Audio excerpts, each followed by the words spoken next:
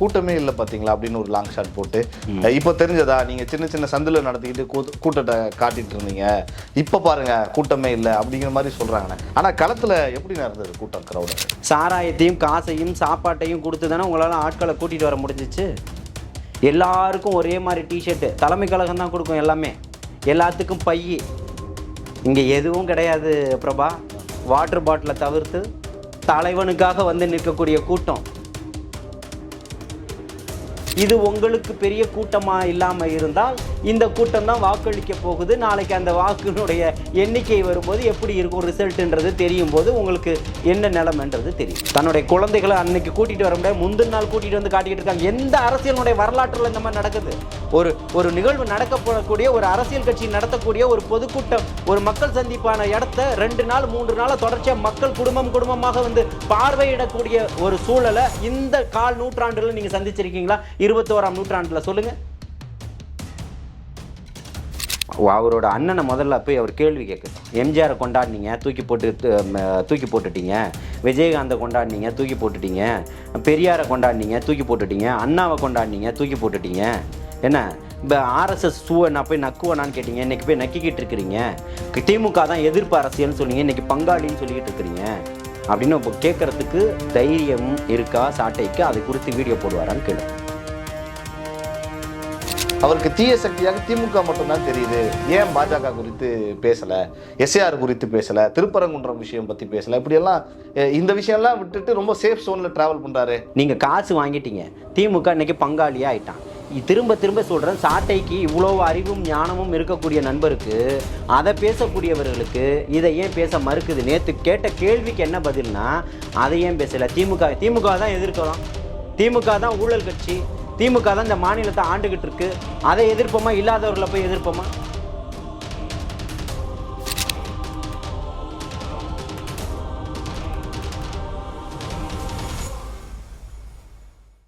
ஜாம்பவான் நேயர்களுக்கு பிரபாகரனின் அன்பு வணக்கம். இன்றைய அரசியல் அரங்கம் நிகழ்ச்சியில் நம்மோடு இணைந்திருக்கக்கூடிய சிறப்பு விருந்தினர் தாவேகா ஆதரவாளர் திரு ஜலீல் அவர்கள். வணக்கம்ண்ணா.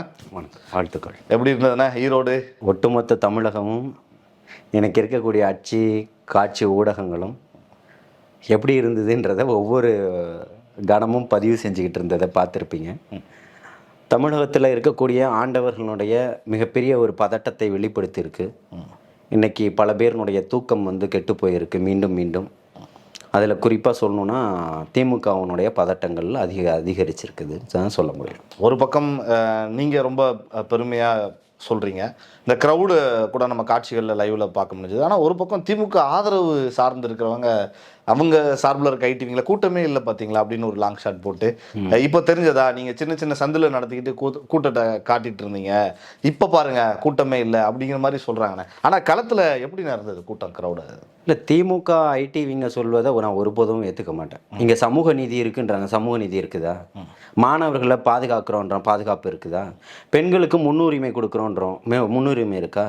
தீண்டாமை இல்லைன்னு சொல்கிறாங்க, தீண்டாமை இல்லைன்றதை நிரூபிக்க முடியுமா? மது போதை இன்னைக்கு 6ஆ ஓடிக்கிட்டு இருக்குது, இல்லைன்னு சொல்கிறாங்க. எல்லாத்துக்குமே விதிவிலக்கு நாங்கள் தான் சொல்கிறாங்க, அதெல்லாம் அவங்களால நிரூபிக்க முடியுமா? இதெல்லாம் திமுக பொய்யையும் புரட்டையும் மட்டும்தான் சொல்லிக்கிட்டு இருக்கோம்.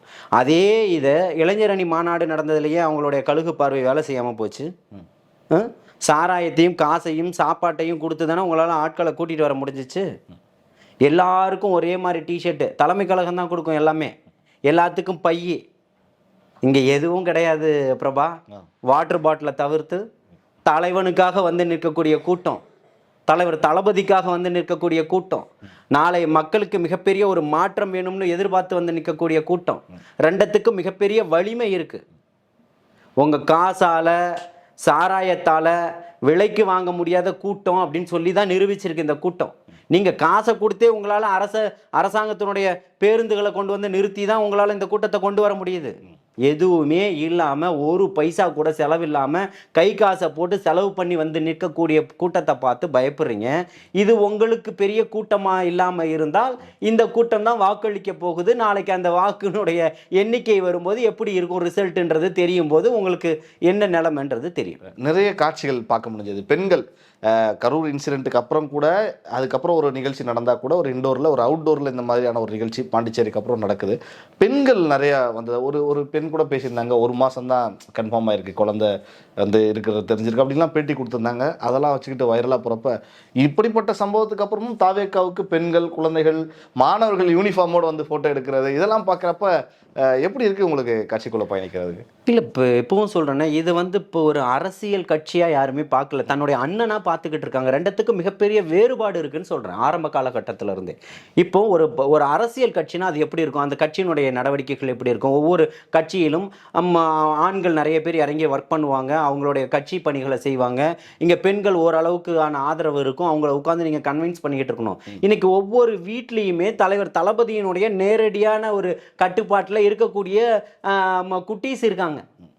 அவங்க கட்டாயமாக அவங்க பெற்றோர்களை வந்து வற்புறுத்தணுன்றது இல்லை. இருக்கக்கூடிய அத்தனை பேருமே இன்னைக்கு முதல் தரமான வாக்காளர்களாக இருக்கட்டும், இன்னைக்கு 25 வயதுலேருந்து 40, 18 வயதுலேருந்து 40, 45 வயது வரைக்கும் இருக்கக்கூடியவர்களுடைய ஒட்டுமொத்தத்தினுடைய அடையாளமாக நீங்கள் அங்கே ஈரோட்டில் பார்த்துருக்கலாம்.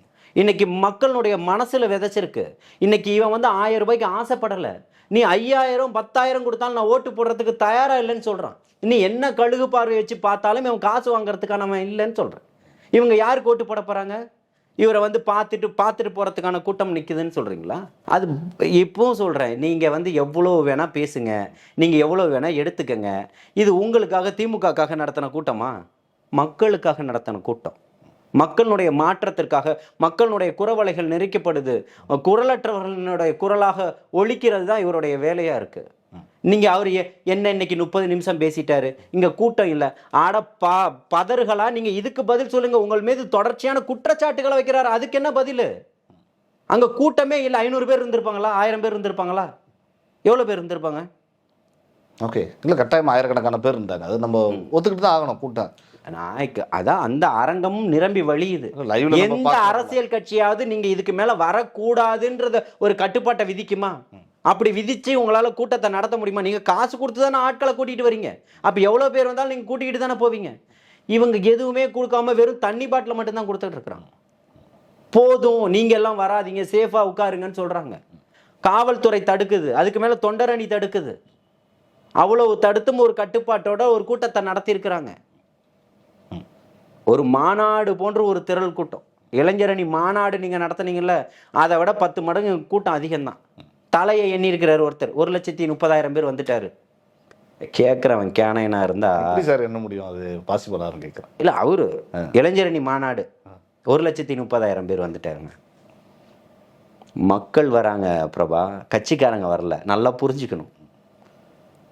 திமுகவுக்கு போஸ்டர் ஓட்டினவங்க மாதிரி இங்கே போஸ்டர் ஒன்று மக்கள் தன்னெழுச்சியாக வந்துகிட்டு இருக்கிறாங்க. ஒவ்வொரு வீடுகளில் இருந்தும் தன்னுடைய குழந்தைகளை அன்னைக்கு கூட்டிகிட்டு வர முடியாது, முந்தின நாள் கூட்டிகிட்டு வந்து காட்டிக்கிட்டு இருக்காங்க. எந்த அரசியலுடைய வரலாற்றில் இந்த மாதிரி நடக்குது?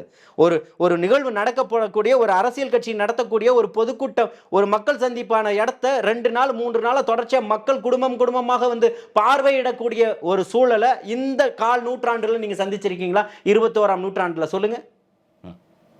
அதை தான் சொல்கிறேன் எழுச்சின்னு சொல்லி, இதுதான் மாற்றம் சொல்கிறேன், இதுதான் புரட்சிக்கான வித்துன்னு சொல்கிறேன். அதுதான் தலைவர் தளபதியினுடைய திட்டம்ன்றதையும் சொல்கிறேன். போஸ்டர் பற்றி பேசணும். கரூர் அந்த சம்பவத்துக்கு அப்புறம் நிறைய இடங்களில் போஸ்டர் ஓட்டினாங்க. சில இடங்களில் தாவேக்காவினர் எதிர்த்து கூட அங்கே வாக்குவாதம் செஞ்சதை பார்க்க முடியுது. இங்கேயும் ஈரோட்லேயும் அந்த மாதிரி சுவரொட்டிகள்லாம் ஒட்டியிருந்தாங்க. என்னென்ன தாவேக்காவுக்கு எதிராக, விஜய் அவர்களுக்கு எதிராக இந்த மாதிரி ஒட்டியிருந்தப்ப எப்படி யார் பண்ணுறாங்க இதை? யார் பண்ணுவான்னு நீங்கள் நினைக்கிறீங்க? ஏன்னா எதுலையுமே யாருமே இல்லையே, பண்ணுறவங்க பேர் போடணும். கடந்த முறை வந்து மாணவர் அமைப்பு அப்படின்னு போட்டு ஒட்டியிருந்தாங்க. அந்த மாணவர் இந்த முறை வந்து எடுத்து எல்லாத்தையும் போட்டாச்சு, விர்ச்சுவல் வாலியர்ஸ் போட்டு கிழிச்சிட்டான். ஆனால் இந்த முறை உனக்கு தைரியமும் திராணியும் இருந்தால் போட்டாடி. உனக்கு அதுக்கு துப்பே இல்லையே, துப்பு கட்டவனா இருக்கிறிய நீயே. மக்களுக்காக பேசக்கூடிய தலைவன் வந்து நிற்கிறாரு, கரூருக்கு ஏன் போகல? இதான உன்னுடைய கேள்வி. திருப்பி கேளு. ஐயா, ஏன் நீங்க வேங்கை வயல் போகல? சமூக நீதியை பேசுறீங்களே, சாதிய ஆணவத்தை பத்தி பேசுறீங்களே, சாதிய ஆணவ படுகொலையை பத்தி பேசுறீங்களே, நீங்க ஏன் அஜித்குமார் வீட்டுக்கு போகல? கவின்குமார் வீட்டுக்கு போகல? பரந்தூர் விமான நிலைய விவசாயிகள் பிரச்சனைக்காக ஏன் போகல? பரந்தூர் விமான நிலைய பிரச்சனைக்காக தொடர்ச்சியாக போராட்டம் பண்ணி அவங்கள சந்திக்கவே இல்லையே, ஏன் உங்க காதில் அது எடுபடல? டன்சனுக்கு எதிராக போராட்டம் நடத்திட்டு இருந்தானே என்னுடைய விவசாய சொந்தங்கள் மதுரையில், அவங்க போராட்ட பேரணியாக போகும்போது தடுத்து நிறுத்துனீங்களே, கொஞ்சம் கூட வெக்கமும் கூச்சமும் இல்லாம. அதெல்லாம் கேட்கணும்ல, ஏன் கேட்கல? அந்த சுவரொட்டி ஓட்டினவங்களுக்கு தெரியலையா? பிரபா இப்பவும் சொல்கிறேன், அறிவார்ந்த அரசியல் படுத்தியிருக்கிறது தலைவர் தளபதி தான். அறிவு திருவிழா நடத்திட்டு அறிவுகட்டத்தனமாக நடந்துக்கிட்டு இருக்கிறது இந்த திமுக தான். ரெண்டுத்துக்கும் வேறுபாடு இருக்கு. காசையும் சாராயத்தையும் தாண்டி உங்ககிட்ட என்ன கொள்கை இருக்கு அதை சொல்ல முடியுமா உன்னால? கொள்கை கேட்ட கோமாளி கூட்டமா நின்றுகிட்டு இருக்கிறீங்க நீங்க. இந்த குடியை வரக்கூடிய 2026 1000 கொடுத்துடலாம், 2000 கொடுத்துடலாம். இன்னைக்கு 4.25 வருஷம் கழிச்சு நீ கொடுத்துருக்க டேபை வச்சுட்டு பையன் படிச்சிருவான். அக்கிரமமா இல்லை? உங்களுடைய கொள்கை என்ன? கொள்கையெல்லாம் தூக்கி காத்துல போட்டுட்டு நீங்க ஒவ்வொரு நாளும் தலைவர் தளபதியை பத்திய கதறுன்னு அப்பனும் மோனும் மாறி மாறி கதறீங்களே, உங்களுக்கு வெக்கமா இல்லையான்னு கேட்கிறேன். உங்க குடும்பத்துக்கு உங்களால வர முடியும், வந்துடலாம். உடனே 2 வருஷம் உடனே அவரு அப்பா, அதாவது அன்போடு வந்தா அரவணைப்பு. நீங்க ஏன் அரவணைக்கணும்? உங்களை எதிர்த்து தானே வரோம். எதிர்த்தா ஏன் நாங்க போராட்டம் பண்ணுவோம். என்ன போராட்டம் பண்ணுவ? என் தங்கச்சி ஸ்ரீமதிக்காக தொடர்ச்சியாக இன்னைக்கு வரைக்கும் என்னத்தை பண்ணி கிழிச்சிட்டீங்க நீங்க. தூத்துக்குடி துப்பாக்கி சூடுல சாகடிச்ச அத்தனை பேருக்கும் உயர் பதவி கொடுத்தது இந்த கேடுகட்ட திமுக தானே. ஏன் கொடுத்தீங்க? நீங்க தான் சமூக நீதியை பத்தி பேசிக்கிட்டு இருக்கிறீங்க. உங்களுக்கு தொடச்சி எரியறதுக்கு தான் வந்துகிட்டு இருக்கிறார். இங்க காசுக்காக வந்த கூட்டம் இல்லை. அவனுடைய ரத்தத்தை வேர்வையா சிந்தி அதுல ஒற்றாம்பர் போஸ்டரு, அதுக்கு தான் வலிமை அதிகம். இது உங்களுக்கு புரியல. நீங்க கொடுக்குற காசை வாங்கிக்கிட்டு மாணவர் அமைப்பு மண்ணாங்கட்டி அமைப்புன்னு போஸ்டர் ஓட்டிட்டு இருக்கான்ல, அவனை கூட்டிட்டு நிறுத்து. நீ தைரியமான ஆளா இருந்தா, ஆமாம் நாங்க தான் மாணவர் அமைப்பு, நாங்க தான் போஸ்டர் ஓட்டோம். யார் போஸ்டர் ஒட்டுறோன்ற கருத்தே உங்களால சொல்றதுக்கு துப்பும் திராணி இல்லைன்னா நான் ஜலீல் சொல்றேன் இல்ல, அதே மாதிரி நீ சொல்லு. வா, எப்போடு என் மேல வழக்கு. ஏன் இந்த காணொலியை உளவுத்துறை பார்க்காதா? திமுக பார்க்காதா? தைரியம் இருந்தா போடுங்க. ஏன் வரல வேங்கை வயலுக்கு? சொல்லட்டும். மானங்கெட்டு போய் நீ அடிச்சிருக்க போஸ்டர் உன் வீட்டில் உள்ளவங்களை காரி துப்ப மாட்டாங்களா ஒன்னு கேட்கிறேன். இங்க மிகப்பெரிய மாற்றத்தை கொண்டு வந்துட்டாரு. அதுலதான் உங்களுக்கு இந்த பதட்டங்கள் அத்தனையுமே சொல்றேன். கடுமையா நீங்க திமுக விமர்சிக்கிறத பார்க்க முடியுது. நீங்க பேசுறப்ப சொன்னீங்க விஜய் அவர்கள் தான் இந்த இளைஞர்களை அரசியல் மயப்படுத்தி இருக்கிறார் நிச்சயமா அப்படின்னு சொல்லி ஒரு கருத்து சொல்றீங்க. ஆனா திமுக தாவேகா குறித்து பெரிதா விமர்சிக்கதானா இல்ல, அதற்கு நேர் எதிராக நீங்கள் நாம் தமிழர் திரு சாட்டை அவர்கள் ரொம்ப கடுமையா விமர்சிக்கிறத இந்த ஈரோடு கூட்டத்தையே முன்னாடியும் பின்னாடியும் விமர்சிச்சிருந்தாரு பார்க்க முடியும். அதுல ஒரு தொண்டர் நினைக்கிறார், டவர்ல லைவ்லயே நம்ம பார்த்தோம், மேலே ஏறினாரு, ஒரு முத்தம் கொடுத்த பிறகு இறங்கினாரு. அந்த காட்சிகள்லாம் சாட்டை துரைமுகன் ரொம்ப கிண்டல் பண்ணி உங்களை ரொம்ப பேசியிருந்தார். இவ்வளவுதான் அவங்களுடைய சூழல், இதான் அந்த இளைஞர்களுடைய ரசிகர்களுடைய மனநிலை அப்படிங்கிற மாதிரி பேசியிருந்தார். ஈவன் இவங்க கூட்டம் நடத்துறாங்கன்னு தான் டாஸ்மாக்குலாம் லீவ் விட்டாங்க, அந்த பகுதிகளில் மூடி இருந்தாங்க அன்னைக்கு அப்படின்னு சொல்லி எல்லாம் உங்களுக்கு கட்சிக்காரங்க விமர்சிக்கிறார் இல்லையா? அவங்க கட்சிக்காரங்க எல்லாருமே அப்படியே உத்தம புத்திரர்களா இருக்கிறாங்களா?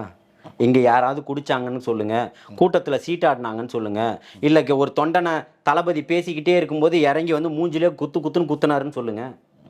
மானங்கெட்டு போய் இதை சொல்றீங்களே, இதை சொல்றதுக்கு முன்னாடி இந்த காணொலிகள்லாம் நீங்க பார்க்க வேண்டாமா? பார்க்கணுமா வேண்டாமா? இல்ல மேல ஏறுறாங்க, இப்படி எல்லாம் நடக்குது. சரி, நடந்து பாருங்க. நாம் தமிழர்ல இந்த மாதிரி உங்களால சொல்ல ஏன் மக்கள் வாக்கு போடல? ஏன் 14 வருஷமா கதறீங்களே? ஏன் உங்களை ஒரு கவுன்சிலர் கூட தேர்ந்தெடுக்கல? ஏன் ஒரு எம்பி வர முடியல? ஏன் ஒரு சட்டமன்ற உறுப்பினர் வர முடியல? அதுக்கு என்ன சொல்ல போறாரு நண்பர் சாட்டை? நீங்க இல்ல சாட்டை அங்க சொல்லட்டிட்டு இருக்கிறார். 2026 மிகப்பெரிய சாட்டையை சொல்லட்டுறார். புரியுதுங்களா? அதெல்லாம் பார்த்துக்கலாம். அதாவது அவரோட அண்ணனை முதல்ல போய் அவர் கேள்வி கேட்கட்டும். எம்ஜிஆரை கொண்டாடினீங்க, தூக்கி போட்டுட்டீங்க.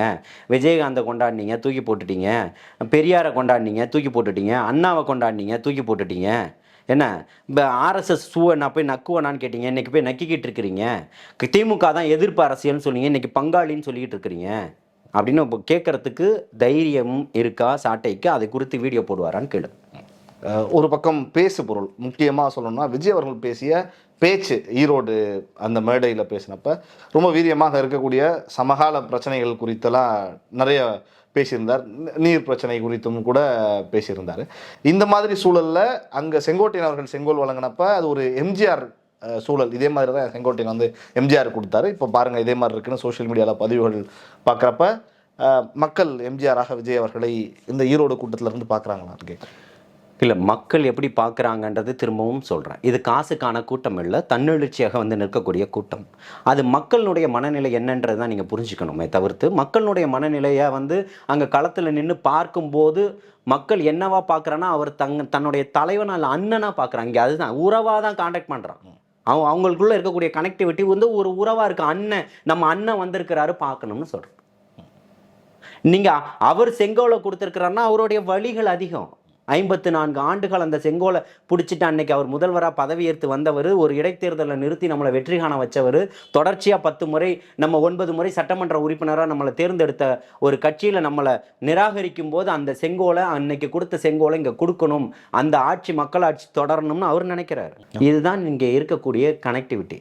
இங்கே தலைவனா கட்சிக்காக காசு வாங்கிக்கிட்டு சாப்பாட்டையும் வாங்கிக்கிட்டு வந்து நீங்கள் போடுற மாதிரி சொகுசாக உட்கார வச்சு டிஷர்ட் அடித்து பேட்ஜ் கொடுத்து எல்லாத்தையும் போட்டு கொண்டு வந்து அவங்கள உட்கார வச்சு சேர் போட்டு அவங்களுக்கு சாராயத்தை ஊற்றி கொடுத்து சாப்பாட்டை போட்டு வாகன வசதி ஏற்படுத்தி வந்த கூட்டம் அல்ல அது. மிகப்பெரிய ஒரு மாற்றத்தை உருவாக்கணும்னு வந்து நிற்கக்கூடிய கூட்டம். அங்கே பார்த்தீங்களா சின்ன சின்ன பிள்ளைகளினுடைய ஆரவாரத்தையும் எழுச்சியும் பார்த்தீங்களா? இன்னைக்கு ஒருத்தர் மேலே ஏறிட்டாருன்னு நீங்கள் சொல்கிறீங்க.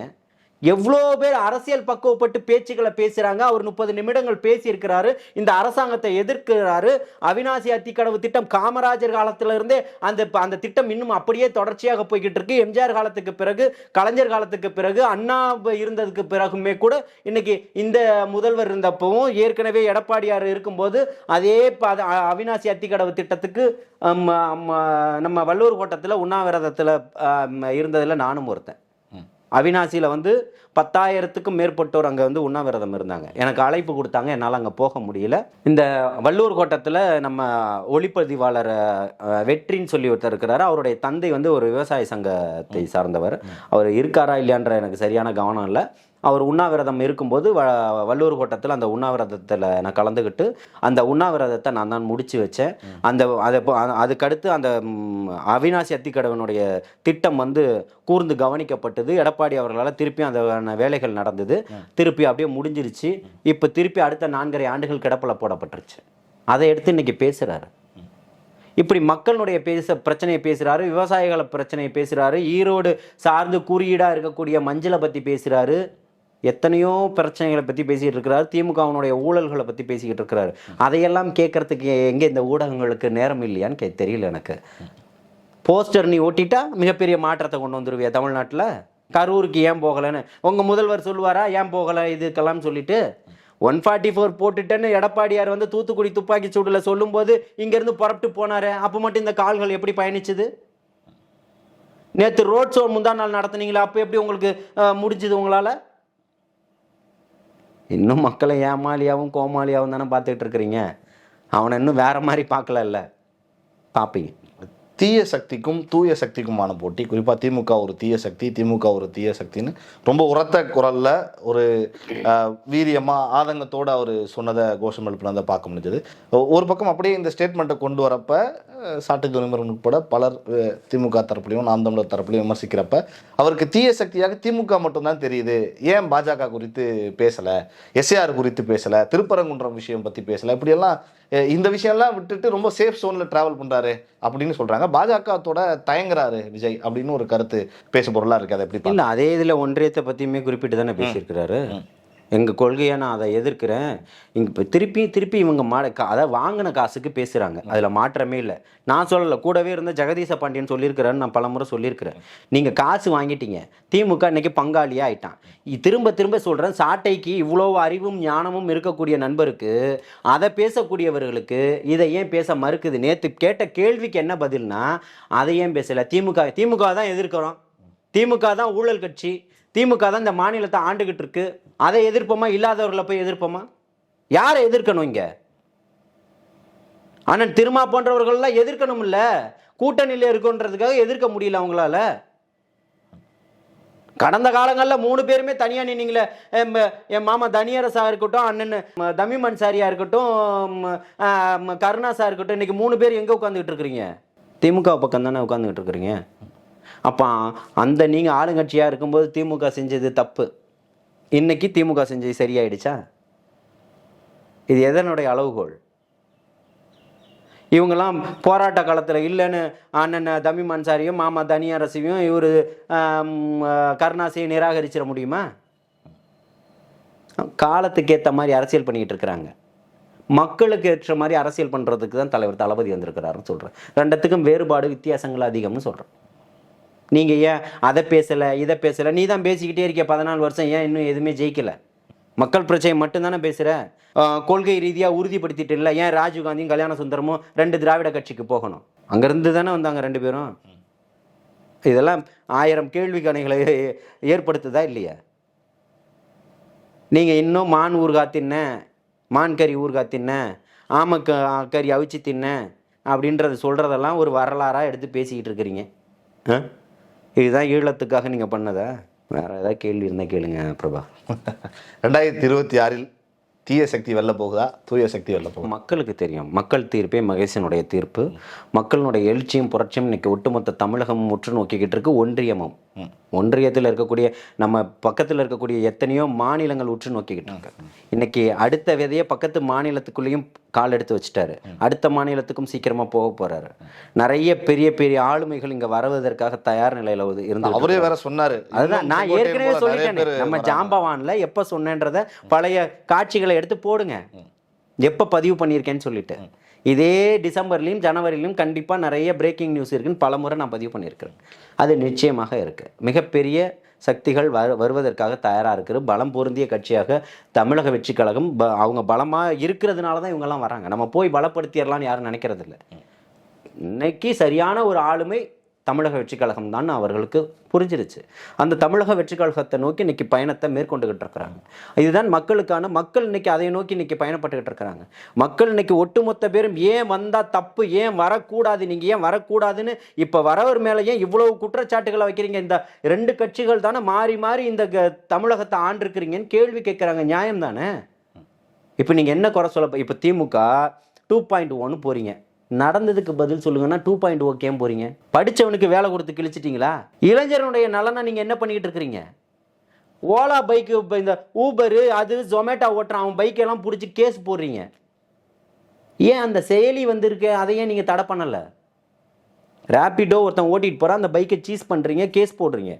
ஏன் அந்த செயலியை உங்களால தடுக்க முடியல? ஆட்சியும் அதிகாரமும் துப்பு கெட்ட ஆட்சியாளர்களே உங்கள்கிட்ட தானே இருக்கு. அது ஏன் உங்களுக்கு இந்த மரமண்டைக்கு ஏற மாட்டேன்னு கேட்கிறேன்.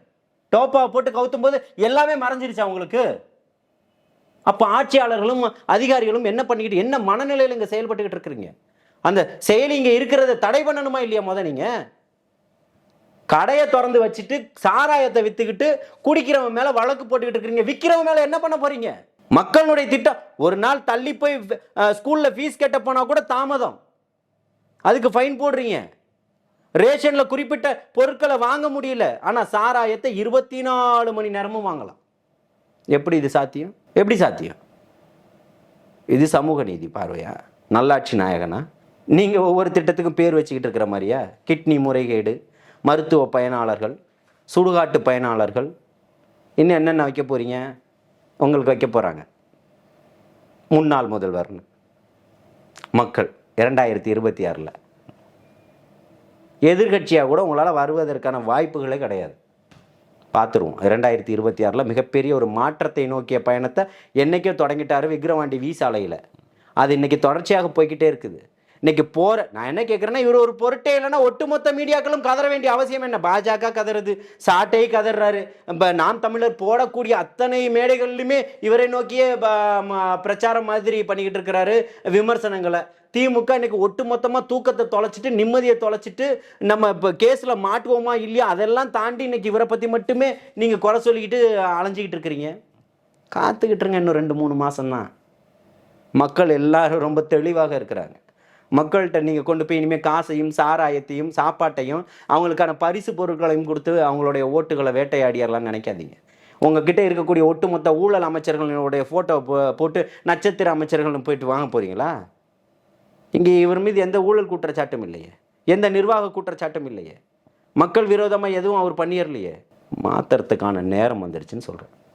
பார்ப்போம்ண்ணே. நிறைய தகவல்கள் எங்களுக்காக ஈரோட்டில் நடந்த இந்த பொதுக்கூட்டம் குறித்தும் விஜய் அவர்களுடைய பேச்சு குறித்தும் சமகால அரசியல் சூழல் குறித்தும் பகிர்ந்து கொண்டீர்கள். உங்களுக்கு என்னுடைய மனமார்ந்த நன்றிகள். நன்றிடா. வாழ்த்துக்கள்.